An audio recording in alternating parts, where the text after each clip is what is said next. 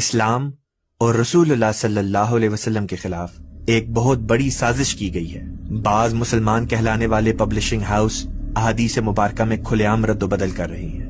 ہمارے سامنے 3 مختلف نسخے صحیح بخاری کے موجود ہیں۔ ان میں سے 2 سعودی عرب مکتبہ دارالسلام نے شائع کیے ہیں اور تیسرا پاک و ہند سے اعتقاد پبلشنگ ہاؤس کا شائع کردہ ہے۔ یہ رہا پہلا نسخہ۔ اس نسخے کی کتاب المناقب باب 18 باب خاتم النبیین ہے۔ خاتم تے کی زبر کے ساتھ۔ اس کی حدیث 3535 میں لفظ خاتم النبیین آیا ہے تے کی زبر کے ساتھ۔